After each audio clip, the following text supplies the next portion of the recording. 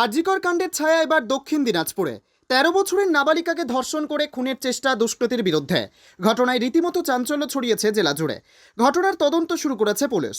বর্তমানে গুরুতর আহত অবস্থায় গঙ্গারামপুর সুপার স্পেশালিটি হাসপাতালে চিকিৎসাধীন ওই নাবালিকা। নির্যাতিতার পরিবারের অভিযোগ, ধর্ষণ করে খুন করার চেষ্টা করা হয়েছে ওই নাবালিকাকে। ধর্ষিতার পরিবার সূত্রে খবর, ওই নাবালিকা পঞ্চম শ্রেণীর ছাত্রী।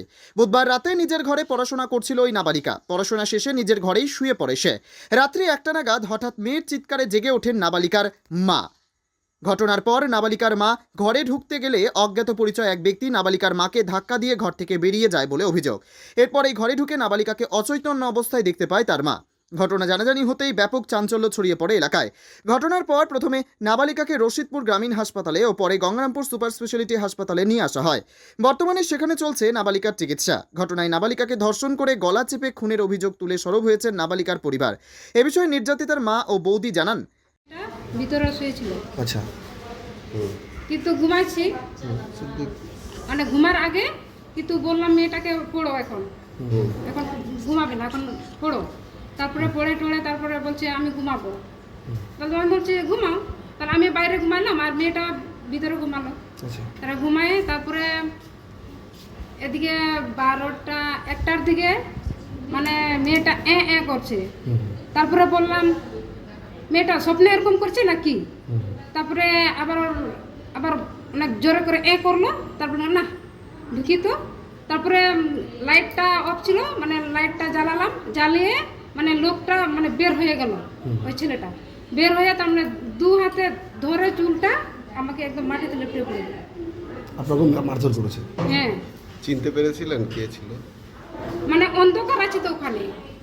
আচ্ছা, তারপর চিনতে পারেননি? না। তারপরে কি দেখলেন মেয়ের সঙ্গে? মেয়ের সঙ্গে তারপরে মানে ওই তো পালা গেছে তো, তারপরে মেয়েটাকে দেখলাম বেহুঁশ হয়ে পড়ে গেছে।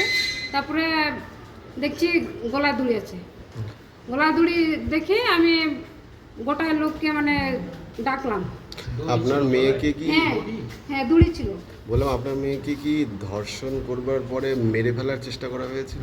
হ্যাঁ মেরে ফেলার চেষ্টা হয়েছে। কি তার সঙ্গে কি ধর্ষণ হয়েছে? দর্শন তো হয়েছে। কত বছর বয়স আপনার মেয়ে? 13। আচ্ছা, বললাম কোথায় যে পড়ে? স্কুলে পড়ে? হ্যাঁ স্কুলে পড়ে, গাঙ্গরিয়া সিংহাপুর। আচ্ছা, বললাম এরপরে কি ওকে কোথায় নিয়ে গিয়েছিলেন তারপরে? না তারপরে মানে কথা নিয়ে জানি বাড়িতেই, বাড়িতে ঘরের ভিতরে। আচ্ছা, তারপরে কি হাসপাতালে নিয়ে গিয়েছিলেন? হ্যাঁ তারপরে নিয়ে আসলাম ইয়াতে থানায় নিয়ে গেলাম। থানা থেকে বললো, একটা দিদি বললো কি ওইটা বলতে পারবো না। রাতের মধ্যে তো ঘুমের মধ্যে আমাকে ডাকলো, ঘুম থেকে উঠলাম, তারপরে বললো চলে কত রাতের ঘটনা এটা? এখন কত রাতের ঘটনা, আমাদেরকে ডাকছে 1:30টার দিকে আমরা উঠছি। আচ্ছা, ঠিক কি ঘটনা ঘটেছিল? এখন কি ঘটনা ঘটেছিল, ওর মা তো বলছিল ছেলে ঢুকছিল। এখন ছেলে তো দেখছিল, চিনতে পারে না। এখন ওর মা বলতে পারবে সব কিছু, আমি তো জানি না। ঘরের মধ্যে? ঘরের মধ্যে, নিজের ঘরের মধ্যে? হ্যাঁ নিজের ঘরে আর কি, ওদের ঘরে। আচ্ছা, আপনারা যখন উদ্ধার করলেন তখন কি মেয়েটার করা পরিস্থিতি হয়েছিল কি ছিল? মেয়েটার সাথে? অজ্ঞান ছিল।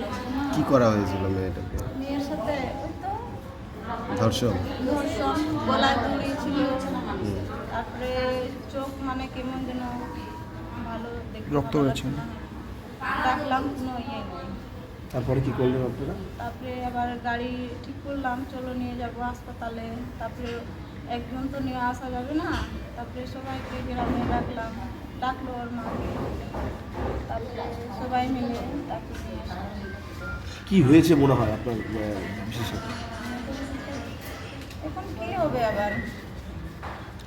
এই ঘটনাটা একজন বা অনেকজন মিলে করেছে বলে আপনাদের কি মনে হচ্ছে? একজনকেও বা? ওর মা তো বলছে এখন একজনই তো বলছে, দেখছিল একজন। আপনাদের কি প্রাথমিকভাবে মনে হচ্ছে যে ধর্ষণ করবার পরে তাকে মেরে ফেলার চেষ্টা করা হয়েছে? হ্যাঁ মনে হয় মেয়েরা মরে যেত, মনে হয় আর একটু না দেখলে মেয়েটা মরে যেত। মেয়েটাকে ঘরে একাই ছিল? হ্যাঁ একাই ছিল, একটা ঘরে একাই ছিল? হ্যাঁ একটা ঘরে একাই ছিল। ঠিক আছে, আপনার নাম কি দিদি? আমার নাম আলবিনা।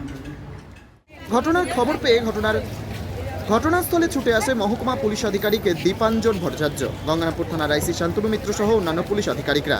ঘটনার তদন্ত শুরু করেছে পুলিশ। এ বিষয়ে মহকুমা পুলিশ আধিকারিক দীপাঞ্জন ভট্টাচার্য জানিয়েছেন, কি শুনলেন এবং কি দেখলেন?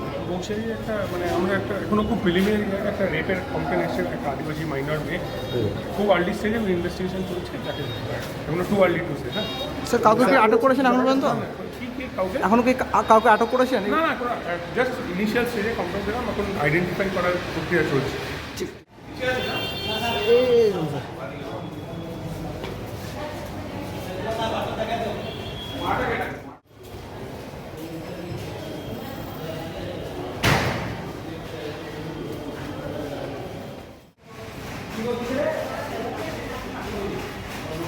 জানান